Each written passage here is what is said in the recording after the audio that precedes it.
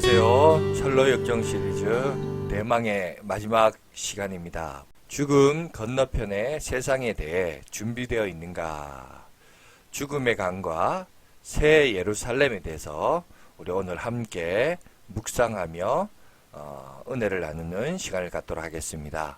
철로 역정을 보시면 죽음의 강가에 도착한 순례자 크리스천과 소망이 성문으로 들어가는 길을 가로막고 있는 강물을 보고는 근처를 서성거리는 다른 두 순례자들에게 묻는 장면이 나옵니다. 그들은 혹시 성문으로 들어가는 다른 길은 없냐라고 물었습니다.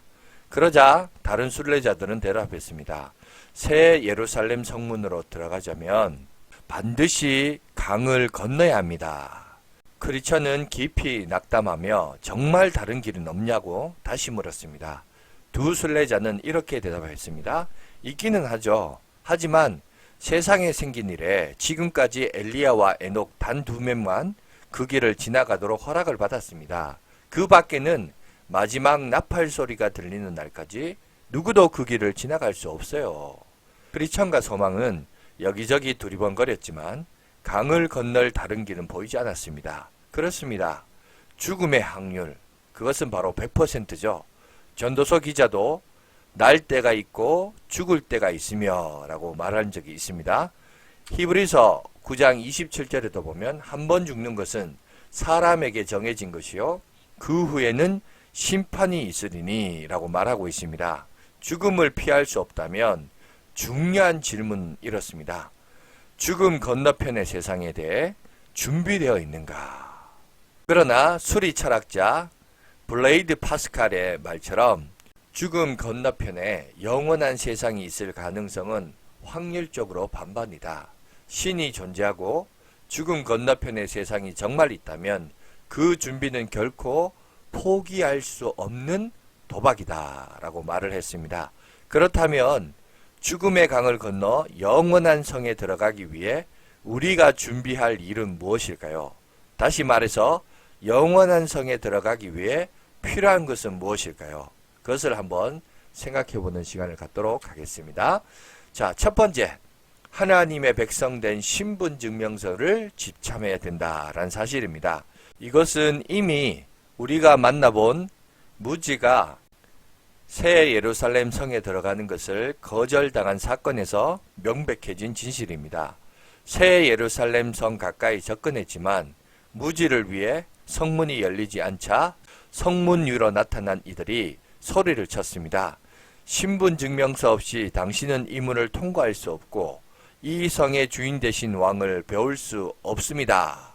신분증명서는 그가 확실하게 하나님의 백성이 되었다는 증거였습니다. 이사야 43장 1절은 인생이 하나님의 소유된 백성이 되는 세 가지 중요한 절차를 선포하고 있습니다. 야곱아, 너를 창조하신 여호와께서 지금 말씀하시느니라. 이스라엘아, 너를 지으신 이가 말씀하시느니라. 너는 두려워하지 말라. 내가 너를 구속하였고 내가 너를 지명하여 불렀나니 너는 내 것이라. 여러분, 여기서 보면 창조라는 단어, 그 다음에 밑에 보시면 구속이라는 단어, 그 다음에 마지막에 지명이라는 단어를 여러분이 주목해서 볼 필요가 있습니다. 여기 우리가 하나님의 백성이 되는 사건을 만드는 세 개의 중요한 단어가 등장합니다. 창조, 구속, 지명입니다.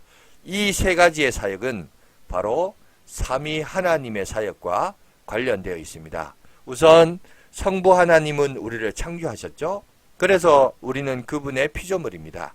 그러나 한 걸음 더 나아가 성자 하나님이신 예수님은 범죄함으로 타락하여 창조자 하나님을 떠나 살던 우리를 구속하고자 값비싼 십자가의 피 흘림이라는 대가를 지불하시고 우리를 하나님의 백성된 자리로 회복시켜 주셨습니다.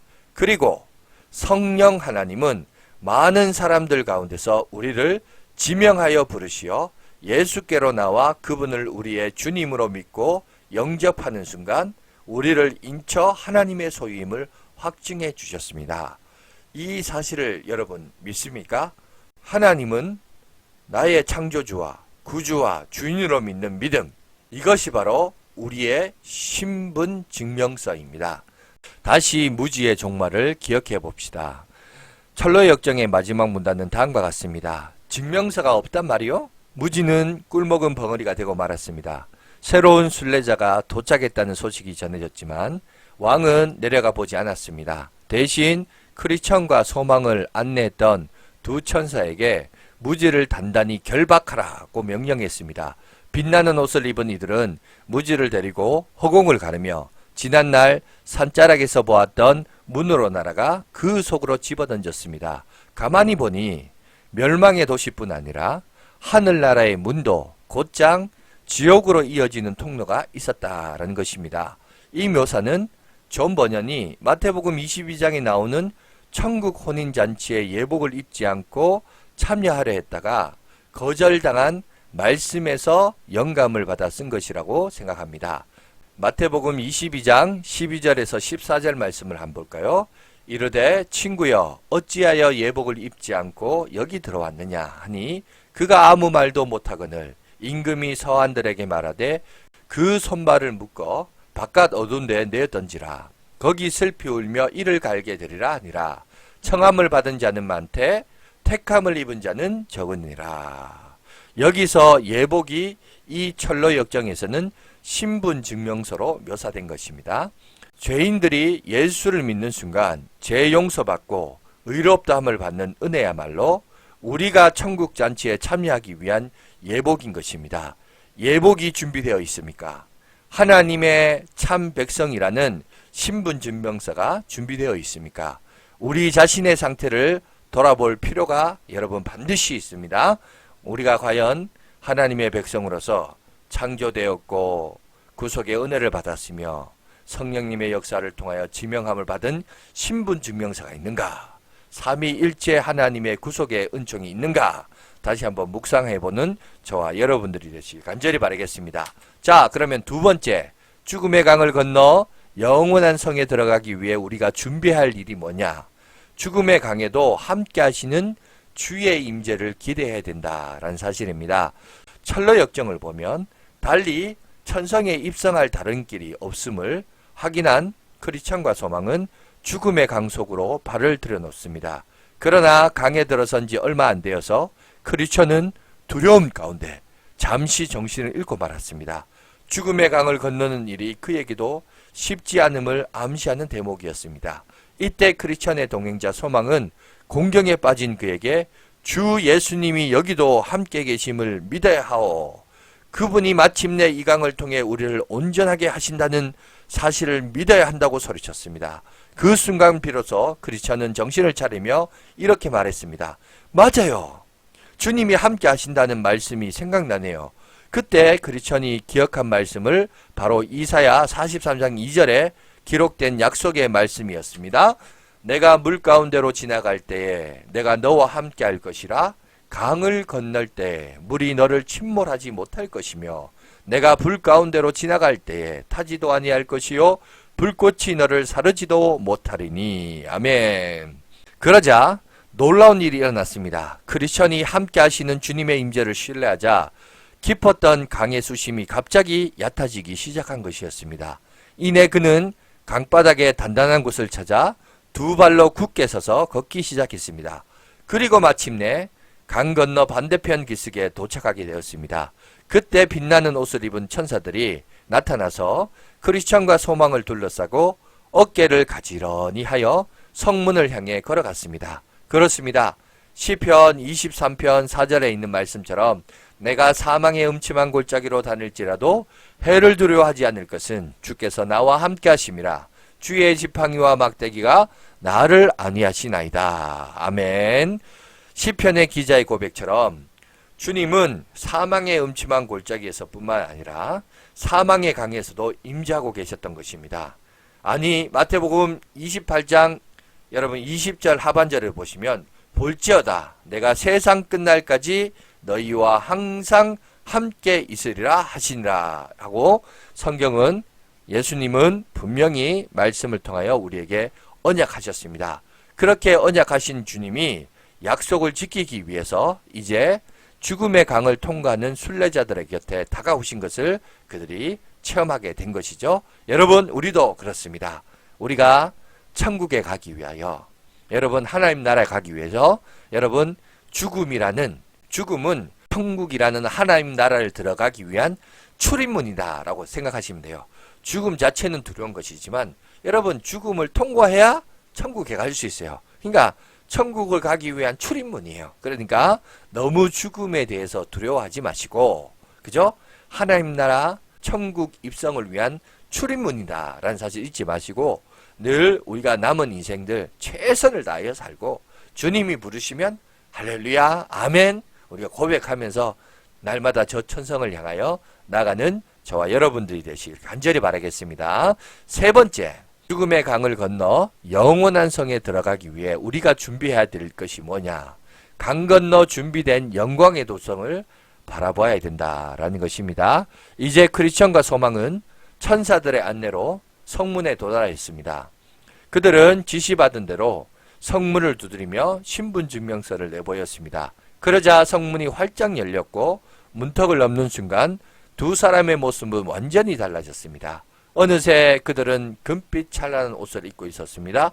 한쪽에는 하프와 면류관을 든 이들이 기다리고 있었습니다. 어리석과 기쁨의 종들이 울리며 와서 주인과 함께 기쁨을 누려라고 외치는 큰 소리가 들려왔습니다. 멀지 않는 곳에 해처럼 밝게 빛나는 도시가 한눈에 들어왔습니다. 면류관을 쓰고 종려나무 가지를 들고 정금 하프에 맞추어 찬양을 부르는 이들이 황금으로 덮인 길을 걷고 있었습니다.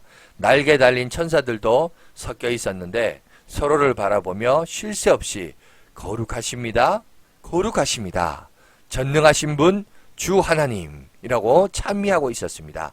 마침내 이들은 새 예루살렘 성 영원한 천성에 도달한 것입니다.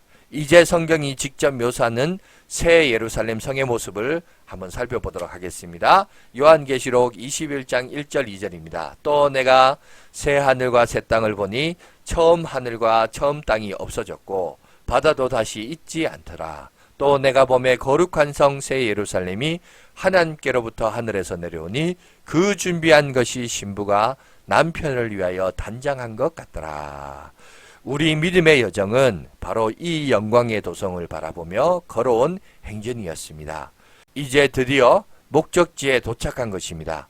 지나간 세월 동안 믿음의 눈으로 영광의 도성을 바라보며 순례길을 걸어왔습니다. 그동안 여정이 아무리 힘들었어도 포기하지 않는 것을 참으로 감사하게 될 것입니다. 죽음의 강이 아무리 수심이 깊어도 포기하지 않고 마침내 걷는 것을 영원토록 감사하게 될 것입니다. 우리 모두가 이 성에 도착하여 경험할 일이 무엇입니까? 하나님의 약속의 말씀을 이렇게 이야기하고 있습니다. 요한계시록 21장 4절입니다. 모든 눈물을 그 눈에서 닦아주시니 다시는 사망이 없고 애통하는 것이나 곡하는 것이나 아픈 것이 다시 있지 아니하리니 처음 것들이 다 지나갔음이러라. 아멘. 이제 우리는 어두운 강을 건너서 빛나는 새 예루살렘의 언덕에 서게 되었습니다. 아마 우리 모두는 존 피터슨이 지은 내 인생 여정 끝내어 라는 찬양을 눈물을 씻고 감격함과 감사함 그리고 기쁨으로 부르게 될 것입니다. 그날 그 언덕에서 우리 모두가 거기서 만나 이 찬양을 함께 부르게 되기를 소망합니다. 행여나 하나님의 참 백성된 증명서가 없어 철로 역정에 낙오자가 되지 않기를 간절히 바라겠습니다. 우리 모두 진실한 믿음의 순례자가 되어서 이 길을 믿음으로 걷고 마지막 죽음의 강을 건너 저 빛나는 언덕에서 영광 가운데 보좌에 앉으신 그분을 찬양하는 우리 모두가 되기를 간절히 기도합니다. 여러분 아무쪼록 이 믿음의 경주에서 이탈하지 마시고 함께 우리 양화진교에서 믿음의 경주를 하며 나가는 저와 여러분들이 되시기를 간절히 바라겠습니다. 그러면 이제 마지막으로 우리 존 피터슨이 지었던 내 인생 여정 끝내요 라는 찬양으로 함께 찬양함으로 철로역정 모든 강의를 마무리 짓도록 하겠습니다. 우리 다 같이 찬양하겠습니다.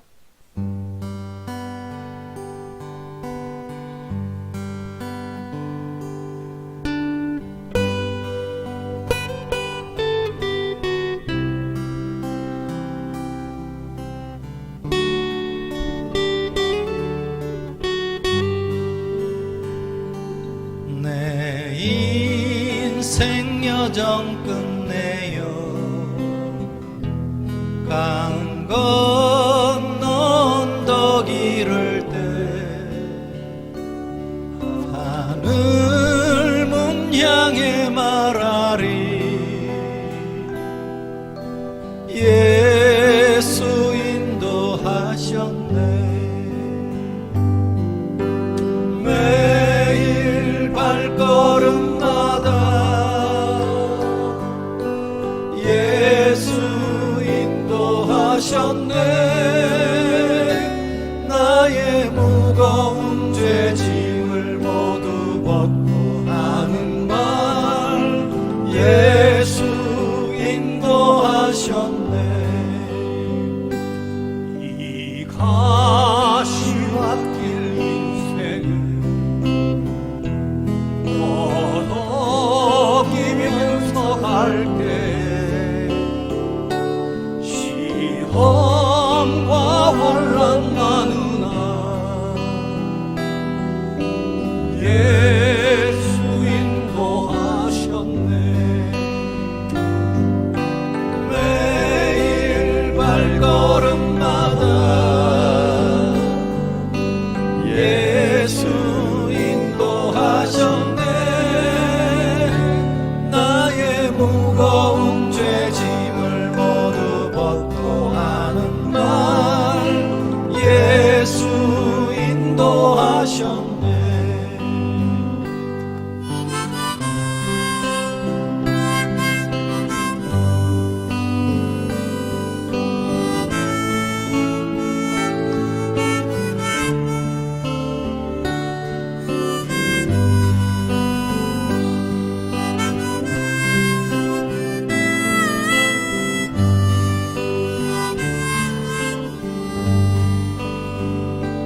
내 밟은 발걸음마다 주 예수 보살피시사 승리의 가 오르며 주를 찬송하리라 매일 발걸음마다 예수 인도하셨네 나의 무거운 죄짐을 모두 벗고 하는 말 예수 인도하셨네 매일 발걸음마다 예수 인도하셨네 나의 무거운 죄짐을 모두 벗고 하는 말 예수 인도하셨네 예수 인도하셨네